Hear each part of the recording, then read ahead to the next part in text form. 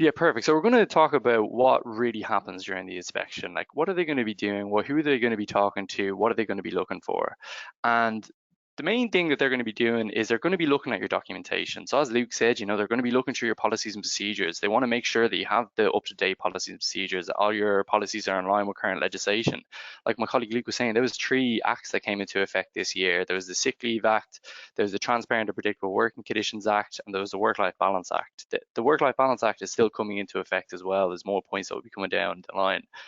Do you have policies in place regarding these acts? Under the Code of Practice, there was an update in that in 2021 regarding bullying. Do you have a policy in relation to that? And it all has to be drafted in line with legislation as well. So these are things they're going to be looking for. They're going to be looking for records as well. So basically, they're going to be looking for records for the past 12 months before they come into the business. And that's going to be for past and present employees. So, do you have a copy of their contracts? Do you have information? Do you have their personal details? Do you have their PPS number, their home address? This is information I would keep for at least a year. Now, it's recommended to keep it for longer, but just in the cases for WRC, they're going to be looking for information for the past year. And like I mentioned, that's information from past and present employees. Another thing they're going to be doing is they're going to be conducting interviews with your employees.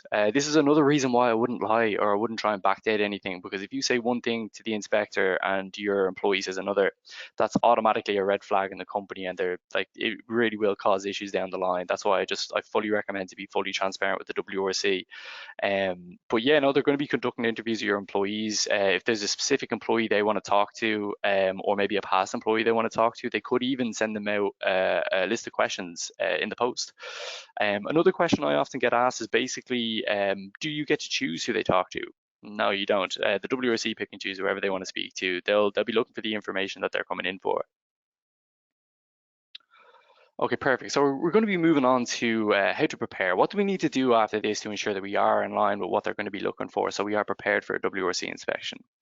So as my colleague Luke was saying, just review and update your documents. Firstly, I just ensure that we do have all the retained information that we need as of employment law. So what kind of personal information do we have on employees? Is it updated? Did they move?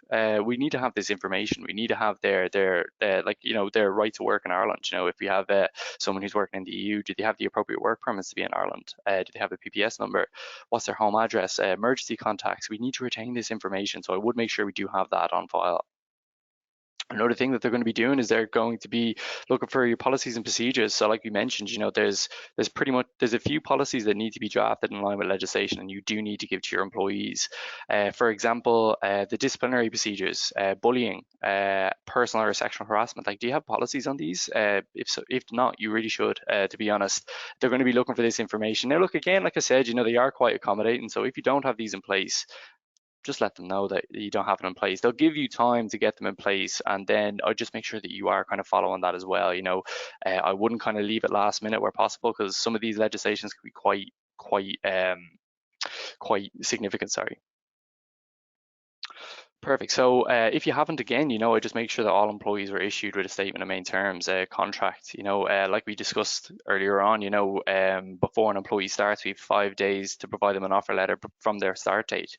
And once we do that, we have 1 month to issue them with a contract of employment. And I see it with my clients a lot. It's very easy to kind of provide someone with an offer letter, and just same with the kind of convention notice. It's very easy to kind of forget about that date and be like, okay, I can worry about that in a week or two, and then like a month and a half passes and we're in breach. And if you haven't provided someone with the contract of employment within the first month of their start date, that's 4 weeks pay the employee can claim from the company. So it may not be a lot, but for small businesses it definitely is. So just something to keep in mind. Perfect. So training management, like we mentioned, with disciplinary procedures, bullying, harassment, sexual and personal harassment, there is training that members of management do need to have if they're going to carry out that procedure, and that training is called the dignity and respect workplace training.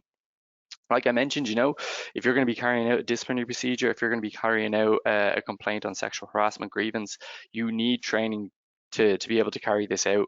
I've seen cases where clients have just decided not to contact us and they carry it out themselves, and even if they carried out a perfect procedure, they did everything correct, they were fair to the employee, they did everything they could, if they did not have the training, it's already it doesn't matter at the end of the day because they weren't in the position to carry out that process and it's flawed. So that's an automatic loss, unfortunately, in situations like that. So if you don't have training, I would try and make sure that some members of management do have that training.